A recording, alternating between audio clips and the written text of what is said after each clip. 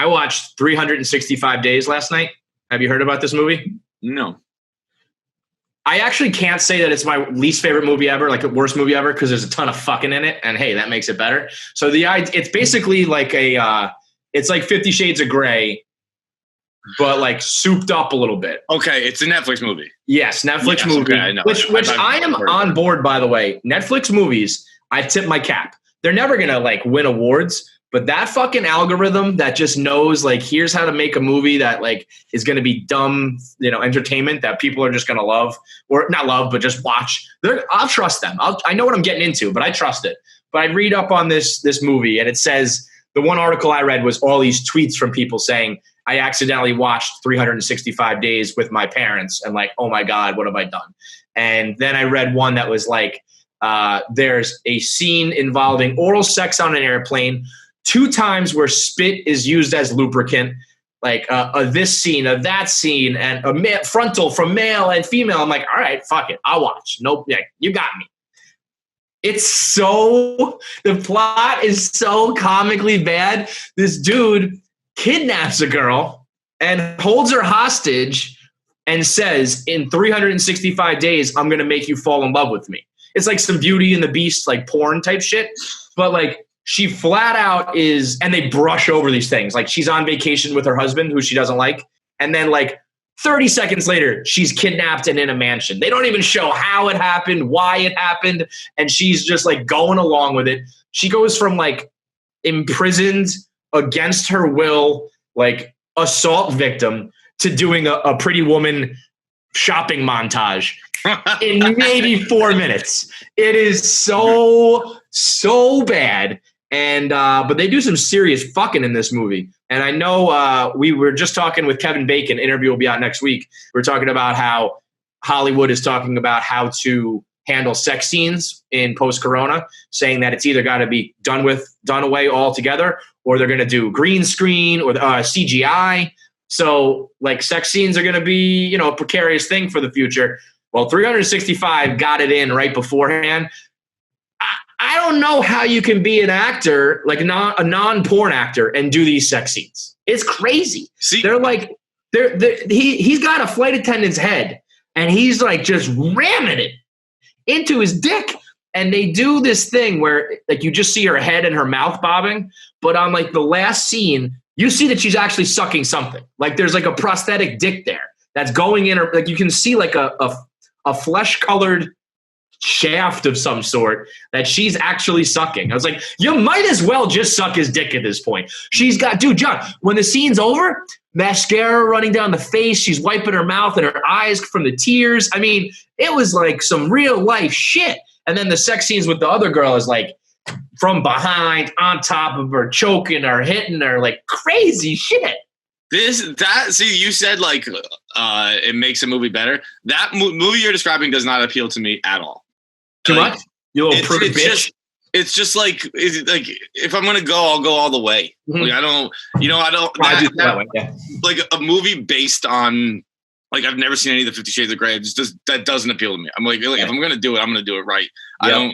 I don't need to see, because again, they're usually bad movies. It's like any like a bad horror movie goes like full slasher to cover up the fact that it's really not that good a movie. Yeah, and whether it's gratuitous violence, gratuitous sex, gratuitous whatever, that's because the rest of the movie sucks. Yeah, so like if I'm going to watch a movie with sex and a bad plot, I'll just watch pornography. Right. No, I feel that. The only thing I would say is I think it's a good movie to watch with a chick.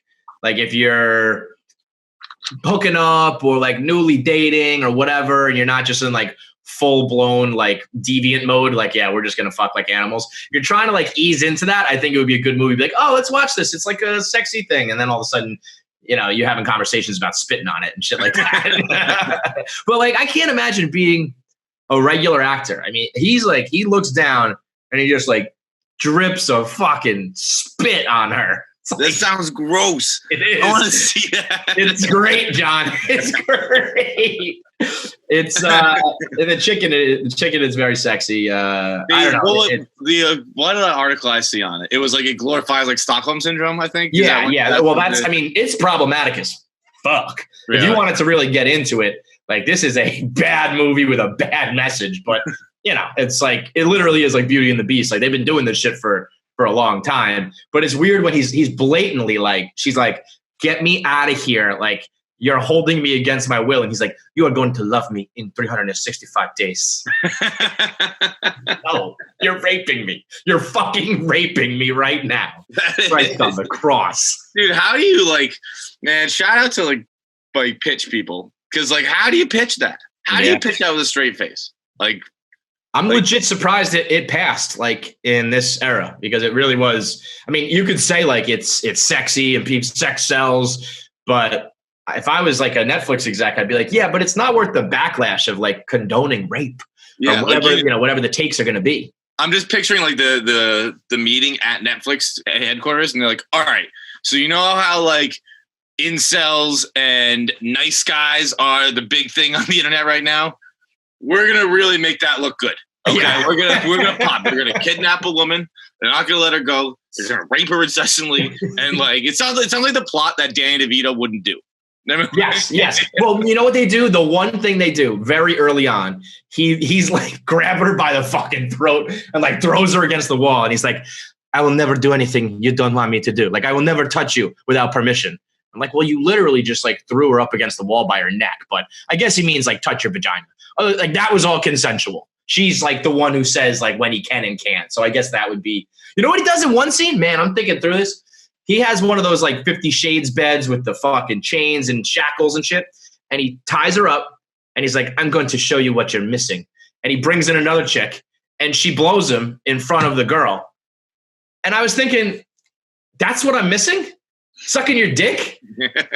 That's not that good. I'm happy she took care of that for me. I don't have to blow you now, dude. But man, yeah, there's a lot of weird scenes in there. Dude, I can't imagine having one of those beds. It's just such a hassle. Yeah. It's had the full frame. It's not even on the posts. It goes up and there's a square on top. It's a full blown contraption.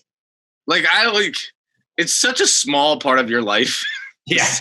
That you're I don't need a whole room dedicated to this. I feel unless you just have an endless parade of new chicks, you can't keep tying up your girlfriend, right? Every time you have sex, I'm gonna strap you in. It's dude, this is our 7th time having sex this week. We don't have to do this again, right?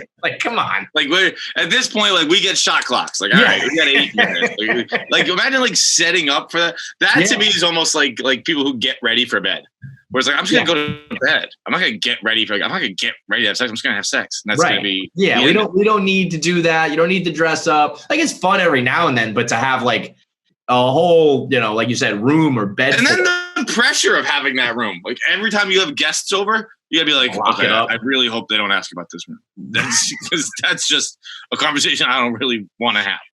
Do you remember that a video went viral a few months ago where these kids were swinging from their parents' bed? And it was that's your parents' sex swing. And they really didn't think that their room was ever going to be on the internet. And now it is.